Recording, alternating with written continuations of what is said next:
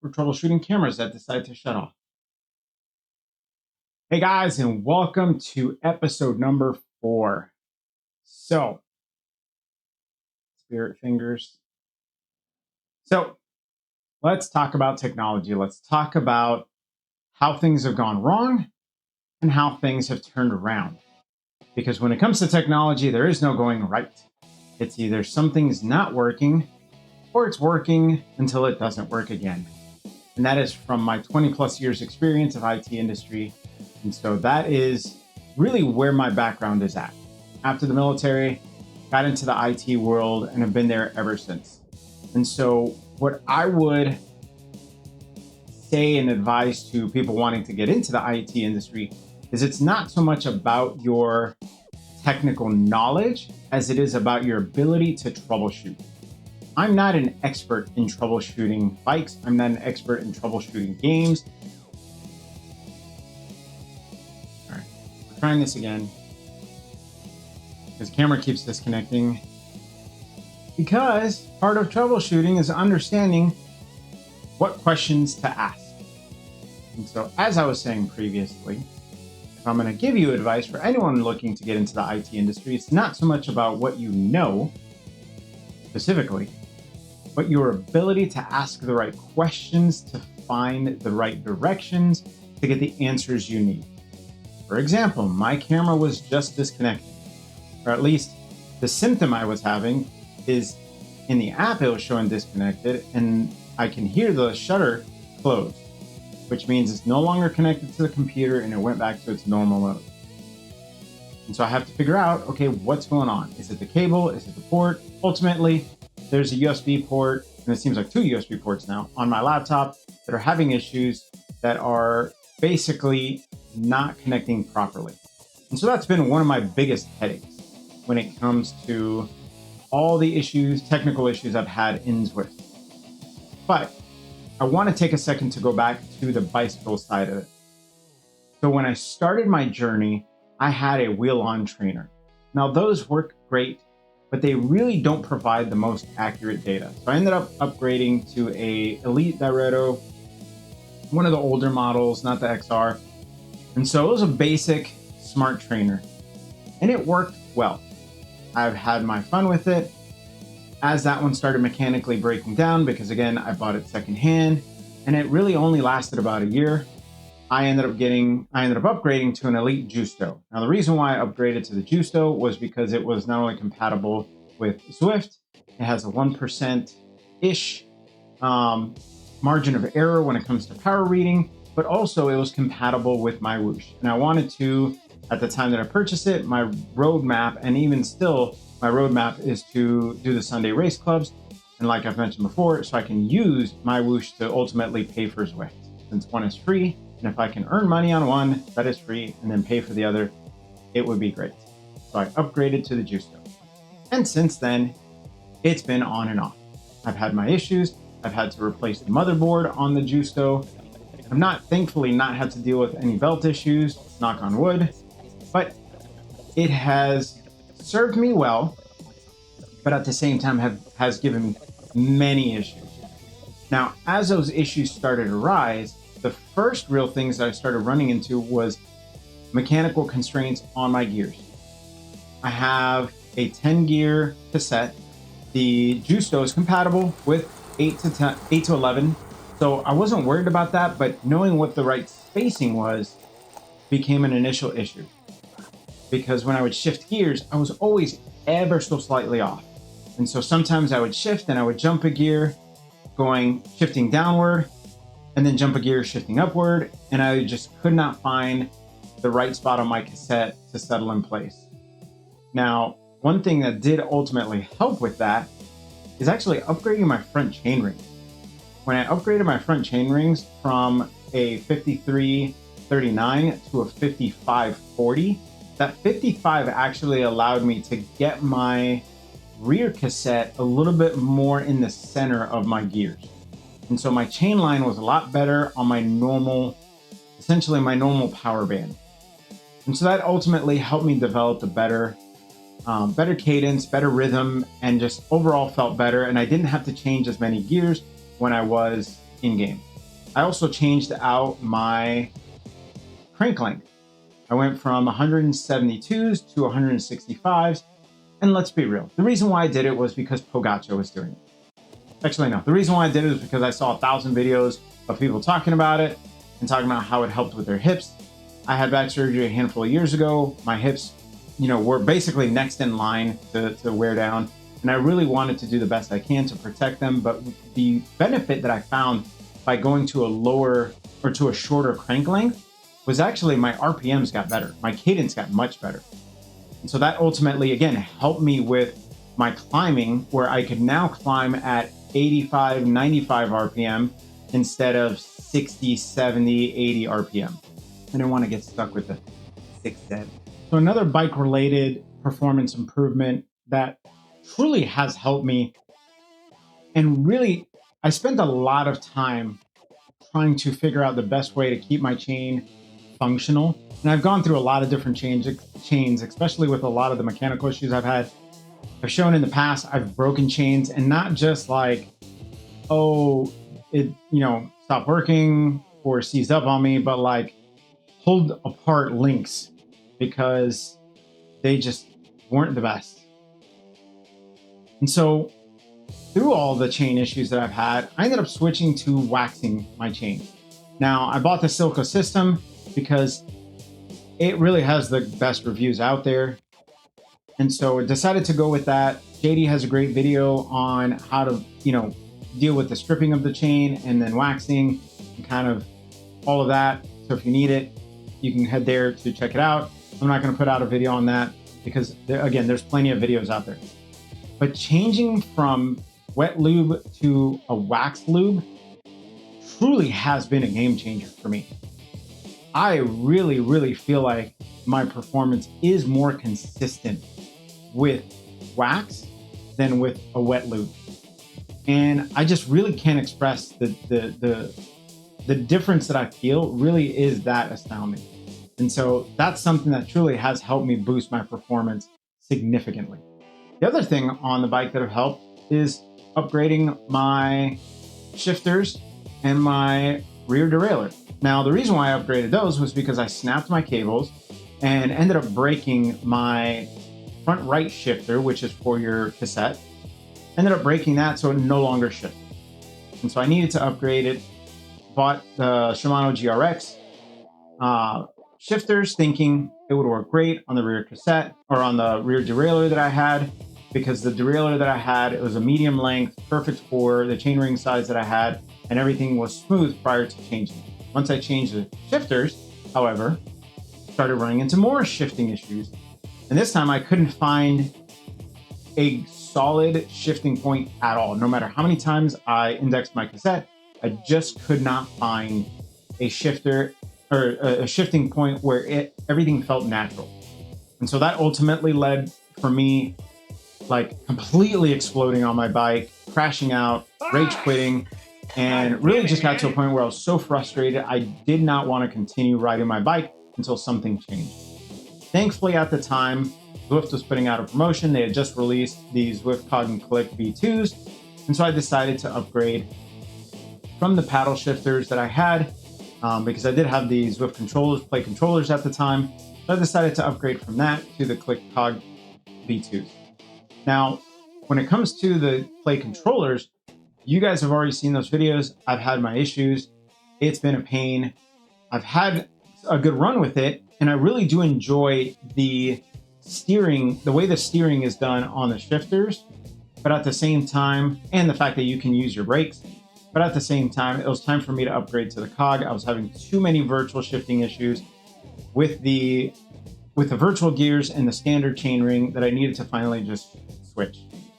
Now, at the same time that I switched to the Click and Cog V2, I also upgraded my derailleur to a GRX derailleur, because after doing a lot of digging, and honestly too much digging, I found one person on the internet, literally one, not GSN or GCN, not GCN, not, any of the other technical podcasts that are out there that talk about equipment.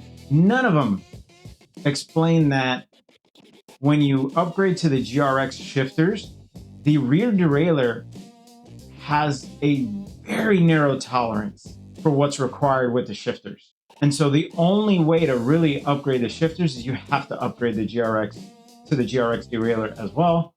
And so once I upgraded to GRX derailleur, my shifting has been amazing, but I'm no longer using it. I'm now on the Click and Cog V2, so I no longer have to shift.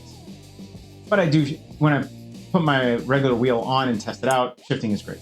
And so now that those mechanical issues are out of the way and things starting to seem great, now let's get into all the computer hardware issues that I've had. And so first off, I want to say if you have not upgraded any of your firmware before, there are videos out there. I'll do my best to find them and link them in the description. But you should know that within your companion app, there's a way to upgrade your, whether you're using the shifters or the Zwift Click or the Wahoo Kicker, you have the ability to upgrade the firmware through the companion app. And I would highly recommend keeping your firmware up to date. That is one of the most important things when it comes to hardware functionality. If your firmware is not up to date, you could potentially have compatibility issues when it comes to game version and firmware version. If you have an Elite, you can use the My Upgrado app or whatever platform you have. I'm sure the software companion software app that it comes with has its own abilities to update your firmware. Now, when I upgraded my firmware from the base version to the firmware version that had the virtual shifting for the Elite, that is when a lot of my issues started. So sometimes firmware updates aren't the best idea. And I would, again, I would recommend upgrading your firmware when absolutely necessary. But at the same time, if it's working, sometimes you just don't need to. Specifically with your trainer, you might not always need to do your firmware updates, especially if things are working great.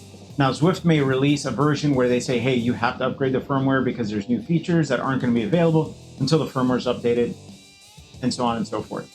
Now, for the things like the Click and the controllers, keep them updated. There's always reasons to keep them updated, so that way they work and function as expected. Besides firmware issues, I've had a bunch of Wi-Fi issues. I've had a bunch of connectivity issues. Now, here's where a lot of my solutions have started to manifest in real-world power increases.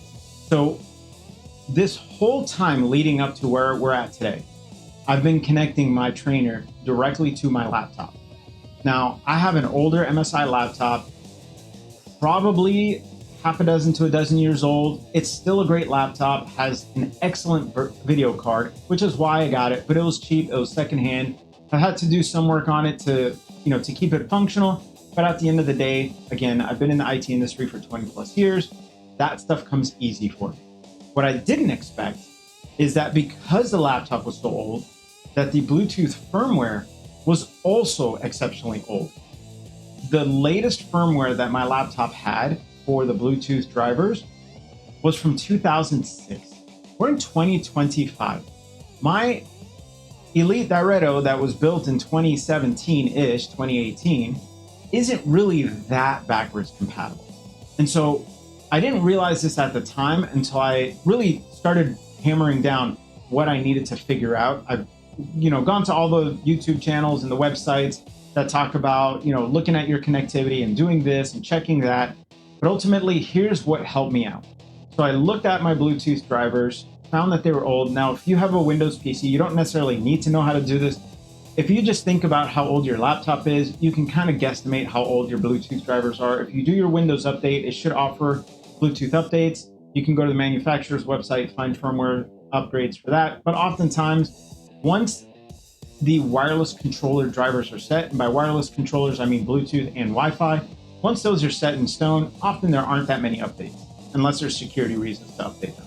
And so I looked at my Bluetooth drivers. They were super old, decided I wanted to get an adapter, because at that point I was thinking if my drivers are old, my trainer's fairly new, maybe there's a compatibility issues between the Bluetooth versions, because I was getting constant disconnects, random power fluctuations where my trainer would lose resistance, but nothing else would disconnect. And it was just all around weird.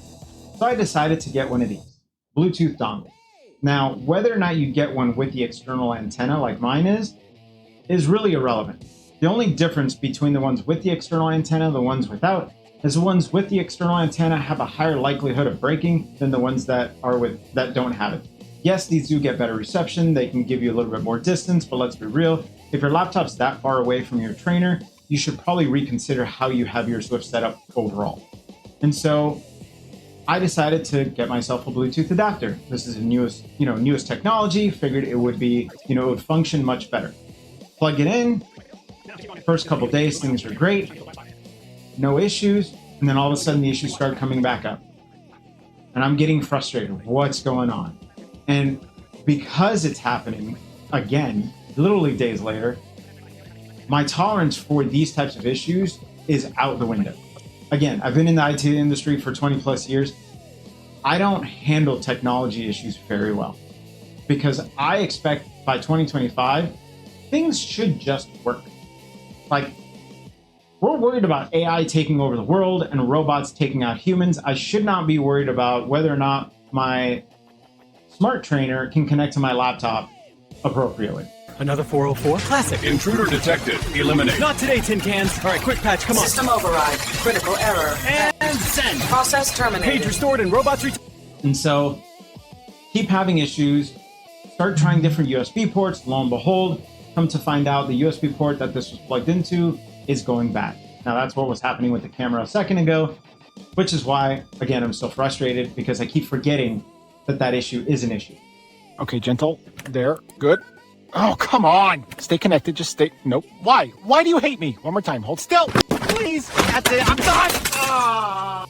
And so sometimes if you have to wobble your cable a little bit, jiggle it, or, oh, it's got to be at an angle or pushed up ever so slightly or pushed down ever so slightly, that's an indication that the physical connector is going bad or is already bad. Now, you can do your best to try and avoid using that connector, but sometimes that's not always a possibility. My laptop only has 3 USB connectors on the side. Now, it does have a USB-C connector on the back, but as you'll find out if you go into the Zwift forums and other places, USB 2.0, 3.0, USB-C aren't all the same rates, so sometimes connectors don't operate properly when the USB port speeds are a little bit different.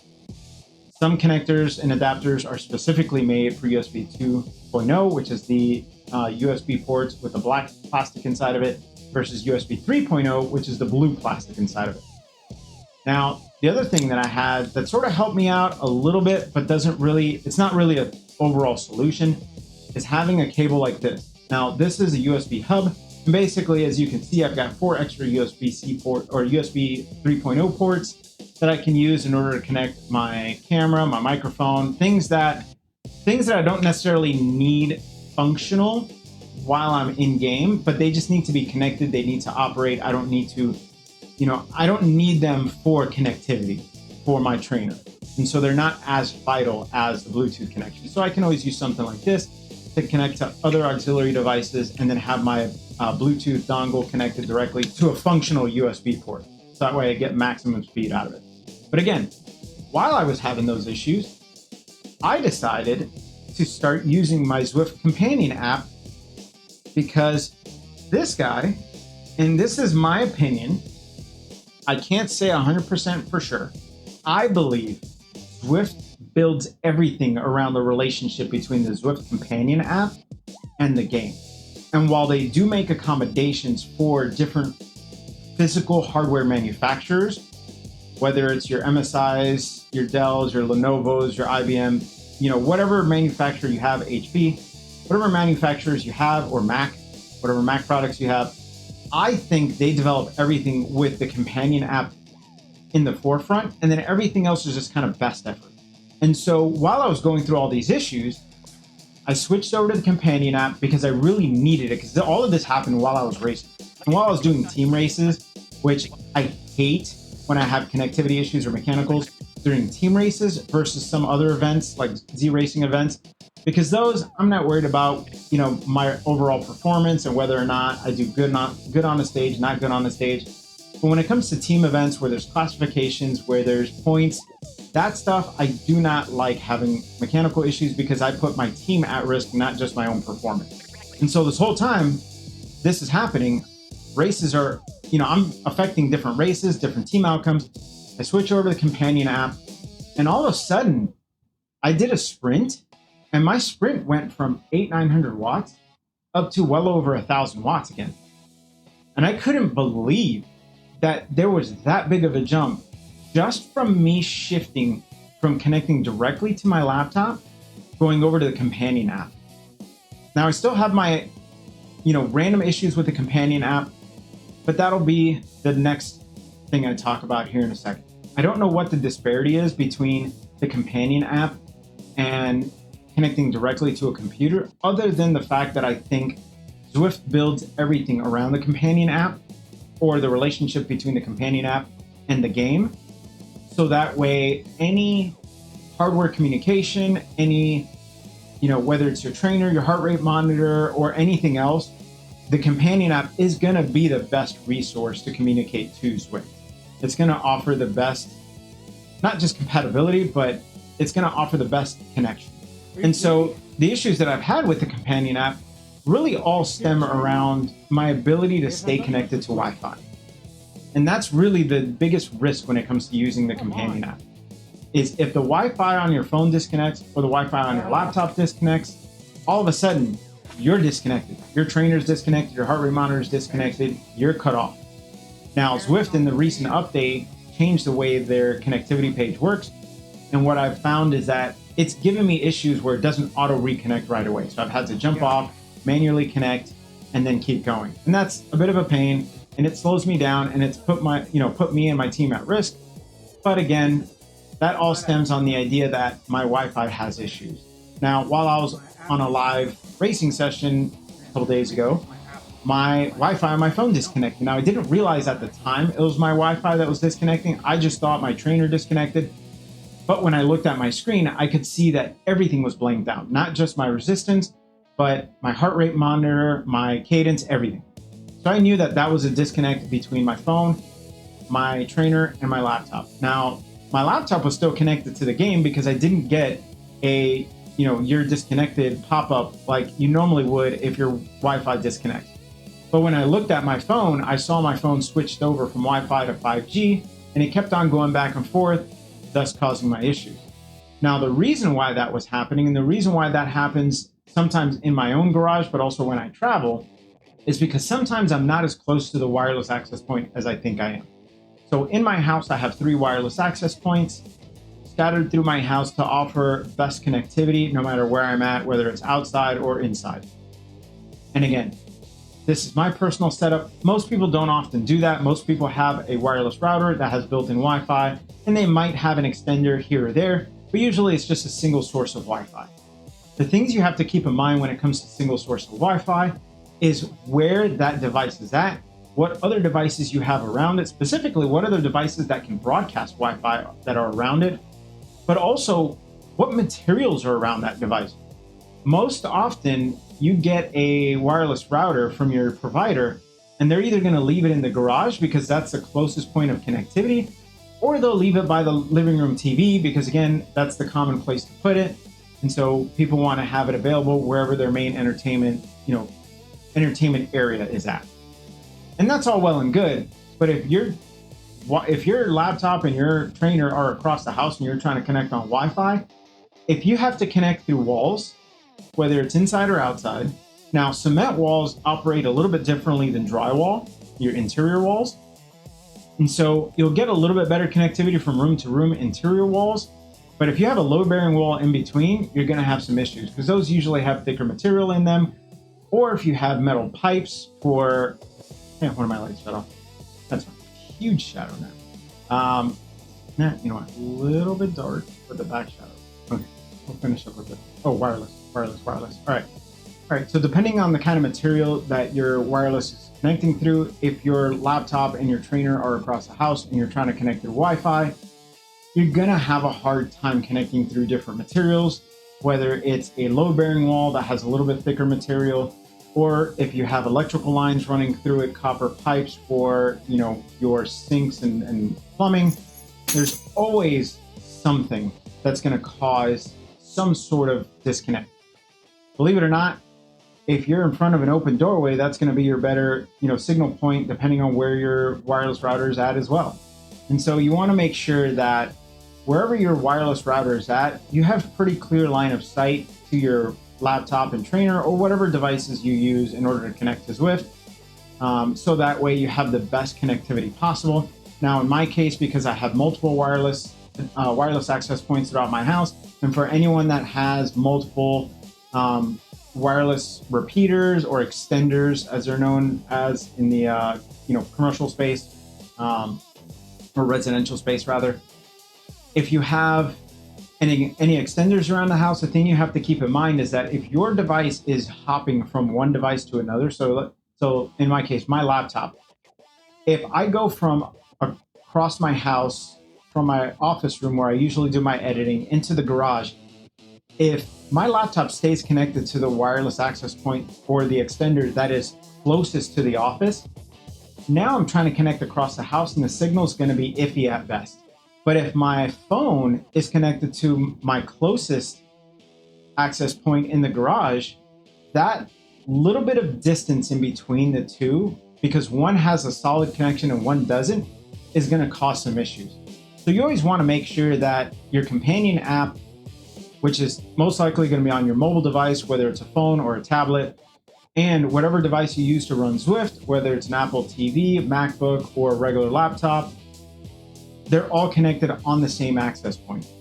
So that way there's no delays in communication, because sometimes even a little bit of a delay can cause an issue. Come on, don't tell me that's 2 megabits. I paid for 100. Look at that, 73, 2. Are you kidding me? Hey, modem. Yeah, you with the blinky lights. Get it together, hold the line. Stop flashing red at me like that helps. I just want a steady stream, okay? And then lastly, you want to make sure your internet's good.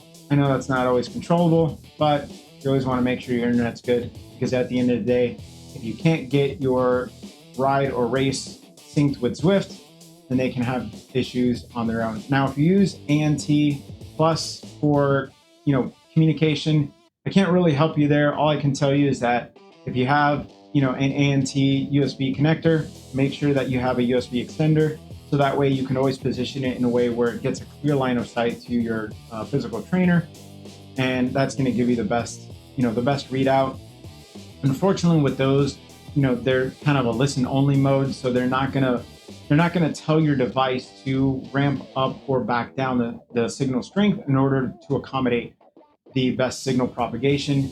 Because when it comes to signals, just because you're close doesn't always mean the connection's going to be better.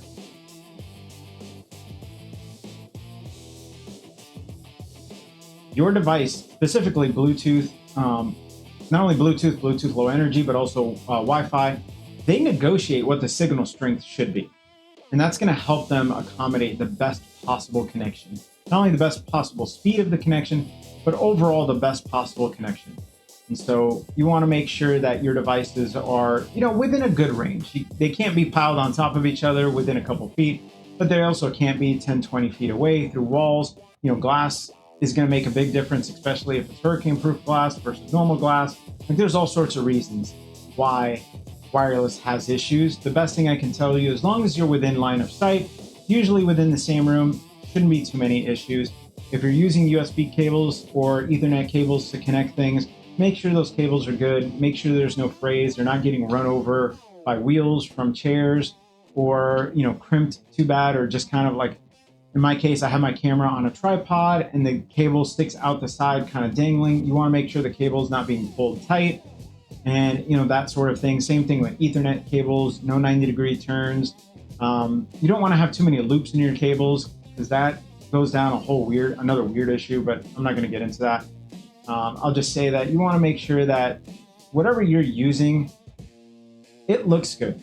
It's not broken. It's not slightly disconnected. It doesn't have, one of the issues that I constantly run into is sweat dripping onto my phone.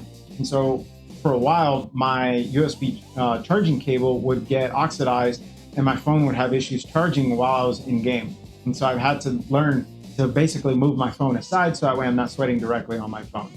Lastly, when it comes to things that have helped me out with my Zwift journey, now the last two things I'll mention aren't specific for racing performance, per se, but they are for racing performance satisfaction. And what I mean by that is I use two different types of headphones. Now, one of them I don't have with me. So I have two different types of headphones. Now, again, these aren't for, true performance gains, but if you can stay focused, if you can immerse yourself into into your race, into your workout, into the environment of Zwift, then it really does help you improve your performance. It gets you away from focusing on the physical. So the first headphones that I have is these guys, the Shocks. Now, these are bone conducting headphones. So when you put them on, they don't physically cover your ears. They go, they have little speakers, but they also have the little bone conducting pads. And so ultimately what they end up doing is they allow you to listen to whatever you want to listen to while at the same time having your ears open so you can listen to your surroundings. Now, what this does for me and what I've been doing lately is I will use these to connect to my laptop. So whenever I have races that I'm on Discord, I will use these to connect to my laptop. I have my, Rode microphone. I have my Rode microphone that I use to connect to Discord directly. So that way my audio quality is good and my team can hear me. But and then I also use my AirPods. Since I have my ears open, I can pop in my AirPod and listen to music on my phone, or listen to, whether it's JD or somebody else that's live streaming. I can listen to them while I'm doing a workout, while I'm in game, while I'm warming up, and still kind of pay attention not only to my team, but also pay attention to whatever else I want to listen to.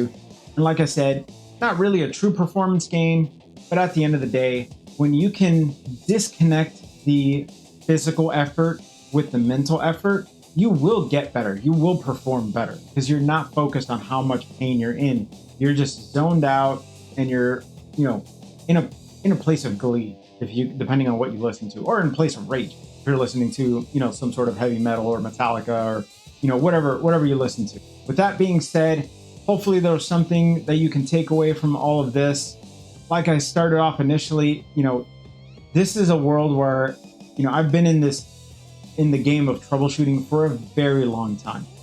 And while I may not be an expert in all things, Zwift connectivity, at the end of the day, if you learn to ask the right questions, you learn to start identifying the right paths to troubleshoot, you'll be able to figure out how to improve your situation or how to get past certain things and move on.